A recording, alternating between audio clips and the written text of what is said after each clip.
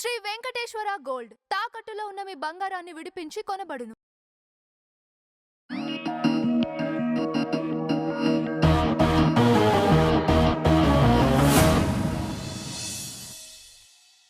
నీతి ఆయోగ్ ద్వారా ఇప్పుడు రాష్ట్రాలని 3 కేటగిరీలుగా వర్గీకరించారు. అవి అచీవర్సు, ఫాస్ట్ మూవర్సు, యాస్పైరర్సు అని చెప్పని. అంటే ఆల్రెడీ అభివృద్ధి చెంది ఆ సంస్థలను రప్పించుకొని ఆ ఫలాలను అనుభవిస్తున్న రాష్ట్రాలు, అలాగే ఆ సంస్థలను రప్పించుకునే క్రమంలో వేగంగా స్పందిస్తున్న రాష్ట్రాలు, అలాగే సంస్థలను రప్పించుకోవాలి అని చెప్పని ఆశిస్తున్న రాష్ట్రాలు. ఇవాళ ఆంధ్రప్రదేశ్ రాష్ట్రాన్ని ఫాస్ట్ మూవర్స్ కేటగిరీలో నీతి ఆయోగ్ ఉంచడం జరిగింది. కారణం ఏంటి అంటే ఆంధ్రప్రదేశ్ రాష్ట్రం స్పీడ్ ఆఫ్ డూయింగ్ బిజినెస్ విధానం ద్వారా ఎంత వేగంగా స్పందిస్తుంది. ఇవాళ ఒక పెట్టుబడి ప్రతిపాదన ఏదైనా దేశంలోకో రాష్ట్రంలోకి రాబోతుంది అని చెప్పిన సమాచారం అందుకున్న వెనువెంటనే రాష్ట్ర ప్రభుత్వం స్పందిస్తున్న తీరు, అలాగే రాష్ట్ర ప్రభుత్వం ఆ ప్రతిపాదనని రప్పించుకుంటున్న తీరు, ప్రభుత్వ పరంగా క్లియర్ చేసి ఆ సంస్థల్ని భూమి పూజ స్థాయికి రప్పిస్తున్న తీరు చూసిన తర్వాత ఇవాళ దేశానికి ఒక ట్రెండ్ సెంటర్గా ఆంధ్రప్రదేశ్ రాష్ట్రం నిలుస్తుంది. కాబట్టి ఫాస్ట్ మూవర్స్ కేటగిరీలో ఆంధ్రప్రదేశ్ రాష్ట్రాన్ని పెట్టడం జరిగింది. కానీ ఈ వాస్తవాలను వక్రీకరించి ఆంధ్రప్రదేశ్ రాష్ట్రం పారిశ్రామికంగా వెనకబడుతుంది.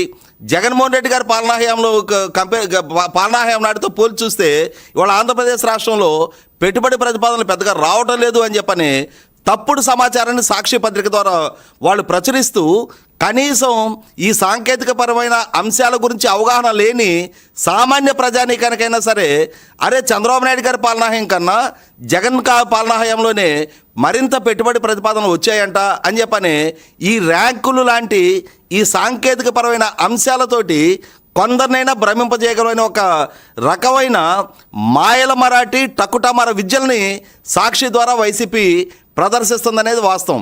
కాబట్టి వాళ్ళ వాస్తవ దృశ్యం కళ్ళ ముందు కనిపిస్తూ ఉన్నప్పుడు ఎన్నికలకు ముందు చేసిన 20 లక్షల ఉద్యోగ కల్పన వాగ్దానాన్ని నెరవేర్చుకునే విధంగా ఓ పక్క ప్రభుత్వ పరంగా గతంలోనే మేము వాగ్దానం చేసిన 16,347 టీచర్ నియామక ప్రక్రియని చాలా వేగంగా పూర్తి చేసాము. ఒక టైం బౌండెడ్ షెడ్యూల్లో 15,941 మందికి ఉద్యోగ అవకాశాలు కల్పించడం జరిగింది.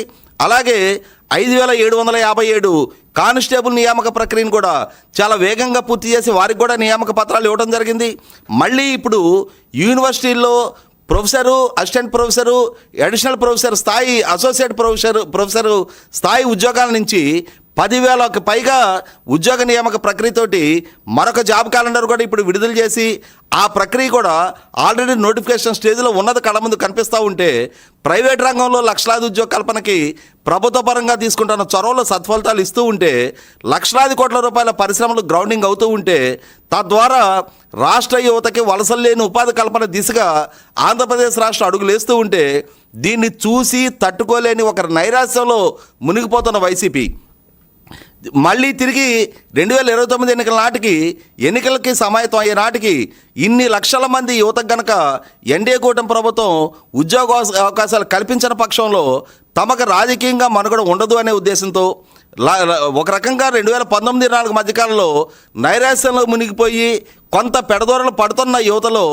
ధైర్యాన్ని నింపి మళ్ళీ తిరిగి వారికి భవిష్యత్తు పట్ల ఆశలు చిగురింపజేసి అది వాళ్ళ వాస్తవ రూపంగా అమల్లోకి తీసుకొస్తున్న ఎన్డీఏ కూటమి ప్రభుత్వం తన ఆచరణ రూపంగా సాధిస్తున్న విజయాలు కళ్ళ ముందు కనిపిస్తుంటే దాన్ని వక్రీకరిస్తూ ప్రజలకు తప్పుడు సమాచారం ఇస్తున్న వైసీపీ సాక్షిని చూసిన తర్వాత తప్పనిసరిగా ఈ వాస్తవాలు ప్రజలకు తెలియజెప్పాల్సిన బాధ్యత మాకుంది అనే ఉద్దేశంతో ఈ వివరాలు తెలియజేస్తూ ఉన్నాం.